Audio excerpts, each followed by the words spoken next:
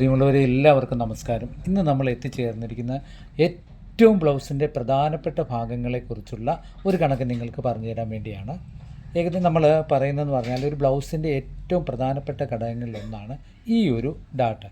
അപ്പോൾ ഈ ഒരു ഡാട്ട് നമുക്ക് എങ്ങനെ ചെയ്യുമെന്നും ഇതിൻ്റെ ഒരു കണക്ക് എങ്ങനെയാണെന്നും നമുക്കൊരു ബോഡി വണ്ണവും ചെസ്റ്റ് വണ്ണവും വേസ്റ്റ് വണ്ണവും ഇല്ലേ ബ്രസ്റ്റും വണ്ണവും ഒക്കെ കിട്ടിയെങ്കിൽ ഇതിൻ്റെ ഒരു വിത്തത ഈ ഉള്ള എങ്ങനെ നമ്മൾ കണ്ടുപിടിക്കും എന്നതിനെപ്പറ്റി ഒരു കൃത്യമായ ഒരു കണക്ക് ഇല്ലെങ്കിൽ എളുപ്പ വഴിയിൽ കണ്ടുപിടിക്കാവുന്ന ഒരു കണക്ക് ഞങ്ങൾക്ക് പറഞ്ഞു തരണമെന്ന് പലരും ആവശ്യപ്പെട്ടു. അപ്പം അതിൽ നിന്നും നമുക്ക് ഒരു കണക്ക് മെനഞ്ഞെടുത്തിട്ട് നിങ്ങൾക്ക് ഏകദേശം ഒരു 85% എങ്കിലും ഒരു ഐഡിയ കിട്ടും. ബാക്കി കസ്റ്റമറുടെ ബോഡി ഷേപ്പ് അനുസരിച്ച് നിങ്ങൾക്ക് ഇടാൻ പറ്റും.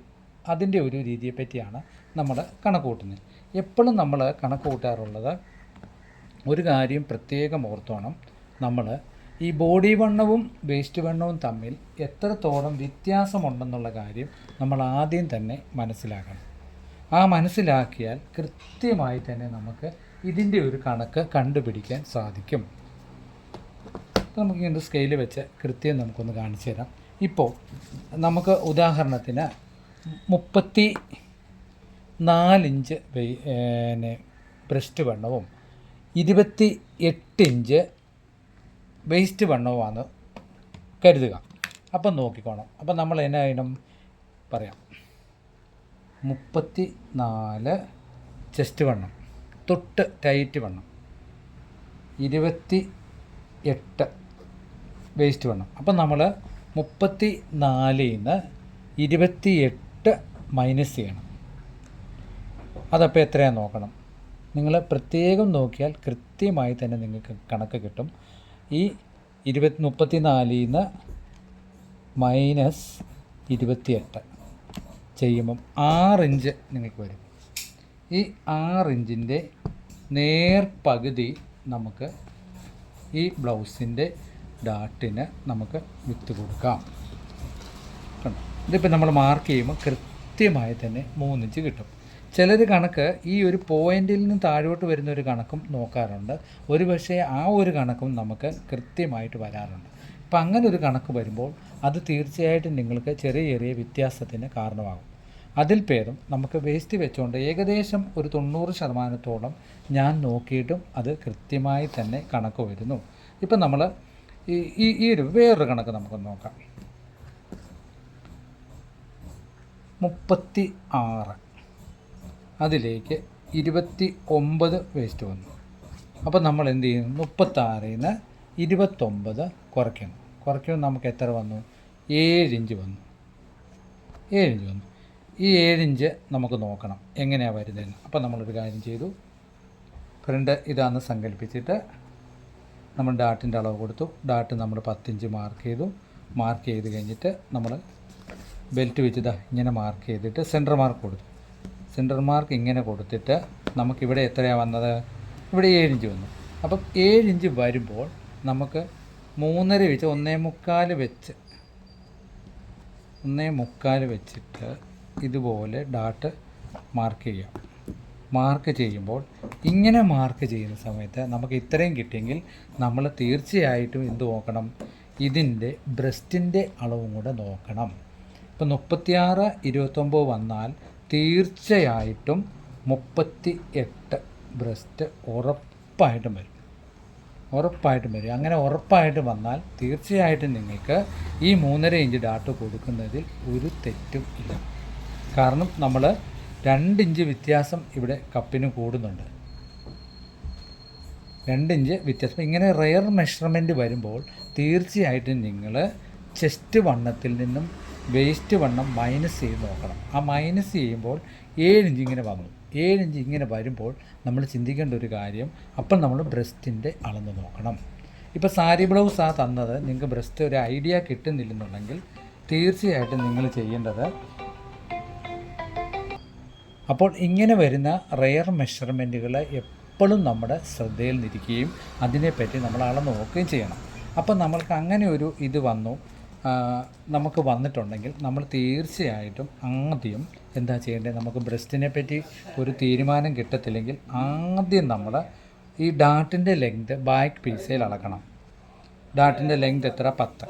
10 അളന്നിട്ട് നിങ്ങൾക്ക് കിട്ടുന്നില്ല, ഈ 10 ഇഞ്ചിൽ ബാക്ക് പീസിൽ ഒരു ഇത് കൊടുക്കണം. ഓക്കെ, ഇങ്ങനെ ഒരു വര കൊടുത്തിട്ട് ഈ ടേപ്പ് ദാ ഇവിടെ നിന്ന് ഇങ്ങനെ വെക്കണം. ഇല്ല, ഇങ്ങനെ തന്നെ വെച്ച് കാണിക്കാം.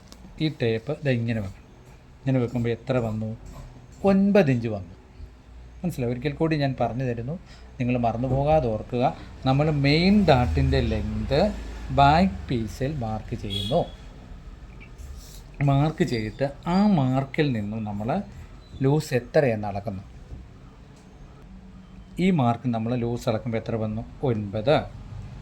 ഈ 9 എന്താ ചെയ്യുമെന്ന് പറഞ്ഞാൽ നമ്മൾ ഫ്രണ്ട് പീസ് വെട്ടാൻ നേരം ഫ്രണ്ട് ഇങ്ങനെ കറക്റ്റായിട്ടിട്ടാണ് നമ്മൾ വെട്ടുന്നത്. വെട്ടുമ്പോൾ കൃത്യ മാർക്ക് നോക്കണം. ഈ മെയിൻ ഡാർട്ടിൻ്റെ മാർക്ക് ഏത് ഭാഗത്ത് വന്നു? 10 ഇത്രയും വരുമല്ലോ. അങ്ങോട്ട് എന്താ ചെയ്യുന്നത്? ഈ 9 ഇഞ്ച് നമുക്ക് കിട്ടിയ 9 ഇഞ്ച് ഇവിടെ വെക്കണം.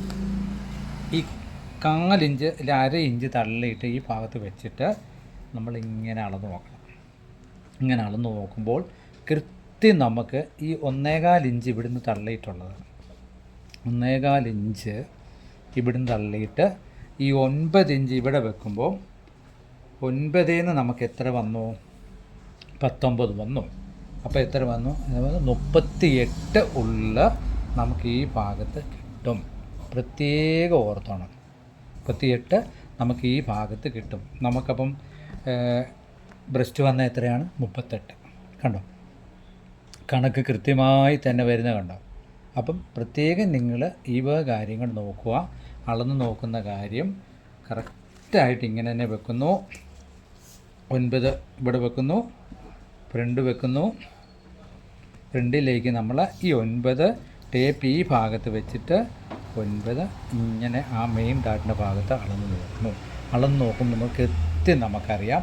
ഇനി സംശയം തോന്നുവാണെങ്കിൽ നിങ്ങൾ ഈ ഭാഗത്ത് ഒരു 1/2 ഇഞ്ചോ 1/4 ഇഞ്ചോ വ്യത്യാസം വന്നാൽ അത്രയും കൂടെ തള്ളി വെച്ചടിച്ചാൽ കപ്പ് ടൈറ്റായവർക്ക് നമുക്ക് തീർച്ചയായിട്ടും അതിൻ്റെ ലൂസ് ഇവിടെ കിട്ടാനുള്ള വഴി നമുക്കൊരുക്കാം. കപ്പ് സൈസ് കൂടുതൽ വന്നാലും നമുക്ക് ഒപ്പിക്കാം. ഇനി അഥവാ കപ്പ് സൈസ് കുറവാണ്, അവർക്ക് ഒത്തിരി ഫ്രണ്ടിൻ്റെ ഈ ഭാഗത്ത് ചുളിവ് ഒരുപാട് വരുന്നു എന്ന് പറയുവാണെങ്കിൽ തീർച്ചയായിട്ടും എന്ത് ചെയ്യാം, നമുക്ക് ഇവിടെയാണേലും ആ ലൂസ് ഒതുക്കി കൊടുക്കാം. ഇവിടെ ലൂസ് ഒതുക്കി കൊടുക്കുമ്പോൾ ഇവിടുത്തെ ഒരു ചുളിവും മാറും. ഇനി ടൈറ്റ് നമുക്ക് മാറാൻ പറ്റും. അപ്പോൾ ഇങ്ങനെ വ്യത്യസ്തമായ രീതിയിലുള്ള അളവുകൾ വരുമ്പോഴും അല്ലെങ്കിൽ തന്നെ നമുക്ക് ഡാർട്ടിൻ്റെ ഒരു കണക്ക് ഒരു നിവൃത്തിയും കിട്ടുന്നില്ല എങ്കിലും കണക്കൂട്ടൽ ഒരു കാരണവശാലും കിട്ടുന്നില്ല ഉണ്ടെങ്കിൽ നിങ്ങൾ ഫസ്റ്റ് തന്നെ എന്ത് ചെയ്യുന്നു?